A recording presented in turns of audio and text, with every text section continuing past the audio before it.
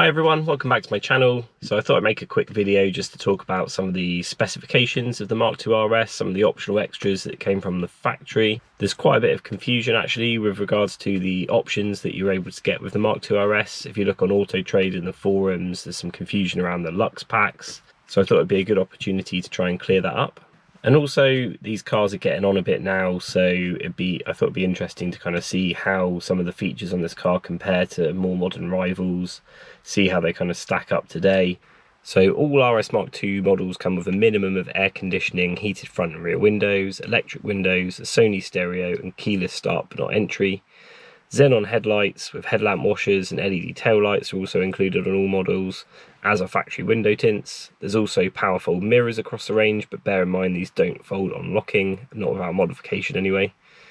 Like the facelift ST, the RS also features a few other nice bits that weren't on the lower spec Focus models, such as faux carbon dash inserts and the dark headliner.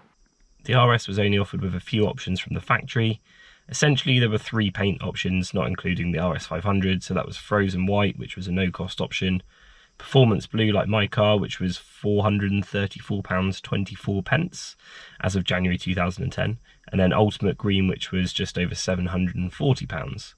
You then had 2 Lux Packs, so there was Lux Pack 1 and Lux Pack 2, which I'll get to, plus there was Bluetooth and USB at £204.35. This could be added to a base RS as well, whether or not it had a Lux Pack fitted.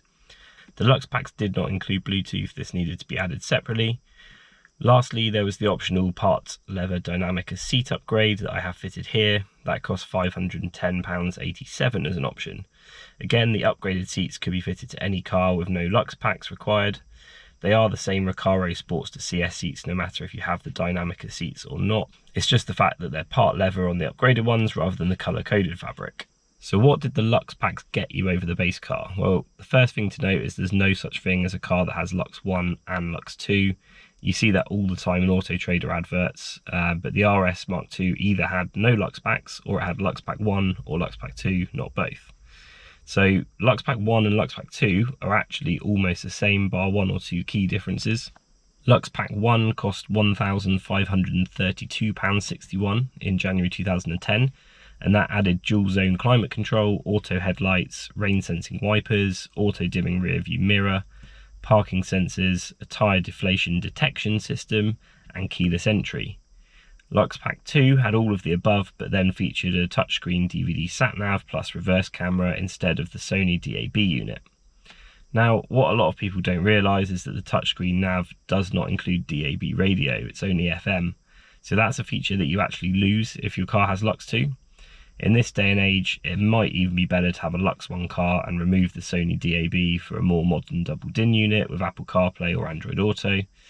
This is actually still possible with the sat-nav unit on Lux 2, but it's a little bit more complex because you need to find and install the separate climate control system from a Lux 1 car or similar Ford, plus pick up the Lux 1 carbon surround to fit to your new stereo.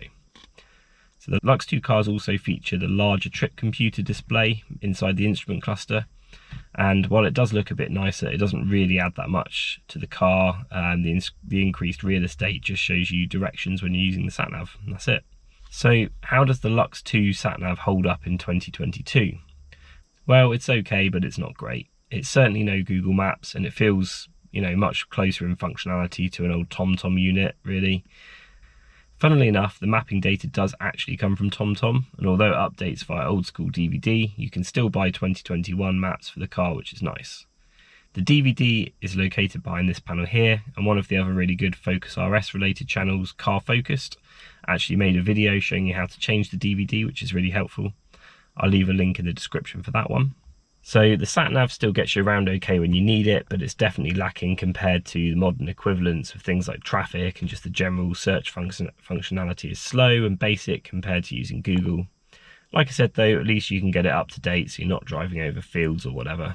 You do also get that reverse camera, which I think is quite nice to have, and it complements the parking sensors quite nicely as it adds the lines on the screen. It's not the highest resolution by today's standards, but it works fairly well nonetheless. In terms of the rest of the functionality, I definitely recommend having Bluetooth and USB. It just adds a lot of extra functionality really. Without it, you're left with only CD and radio plus an aux in. And don't forget, if you've got Lux 2, there's no DAB too. If the car does have Bluetooth and USB from the factory, you'll see a USB port and an iPod holder in the armrest, along with the aux in. Don't forget to get your iPods out, guys. If you don't have a USB there's only a cigarette lighter in the armrest, and your aux will be in the glove box. And that reminds me, it's pretty random, but the car also has an air-conditioned glove box too. So you can open and close a little vent in there, which feeds cold air through from the air conditioning system. I guess it's supposed to be for keeping your drinks cold, something like that. I've never used it, and I've no idea how well it would actually work. If you've tried refrigerating some drinks in your Focus RS, I'd love to hear how it went.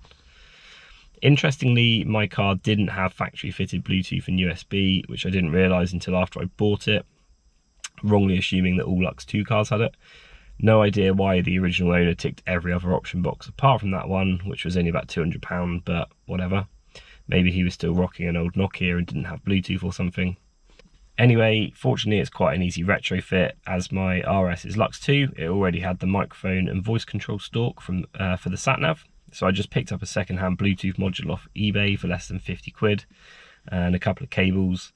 The wiring loom was literally already there, taped up behind the glove box, so I just plugged in the new module, coded it to the car via ELM config, and job done. It all works perfectly. I've now got factory-fitted Bluetooth and USB.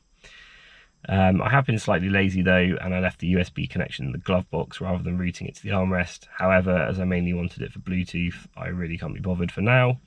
I just use the Bluetooth streaming for my music. Although I do have an old iPod currently plugged into the USB, which works fine if you have one of those kicking around. Not that many people probably do. So there you go, guys. That's a bit of a tour of the RS in terms of optional extras and how they hold up today. I think for a 12-year-old car, it holds up reasonably well in terms of creature comforts and optional extras, especially if you have one of the Lux Packs. I don't think it's missing out on that much from modern rivals. The most obvious thing, of course, would be the infotainment, with it lacking things like CarPlay and Android Auto. But you could, of course, retrofit something like that if you really wanted to. There's also no fancy digital instrument cluster or anything like that. No fancy drive modes, no adaptive dampers, no launch control, drift mode. It's still a fairly analog car, really. You just get in, turn it on and go. It is what it is, really, and I actually quite like it that way in this day and age, but you can make up your own mind. But yeah, in terms of the basics, it's got most of that covered, and still amount of electrics and auto bits and bobs. I guess the only thing that newer cars probably would have over it, aside from what I've already mentioned, would be slightly higher quality materials on the interior. It does show its age there, and it is a Mark II Focus after all, but I don't think it's that bad if you look after it. So yeah, I think that's about it. If I've missed anything, feel free to let me know in the comments, or if you have any questions, I'll do my best to answer them. If you've enjoyed my video, please do me a favour and like and subscribe. I really appreciate it, and I'll see you guys in the next one.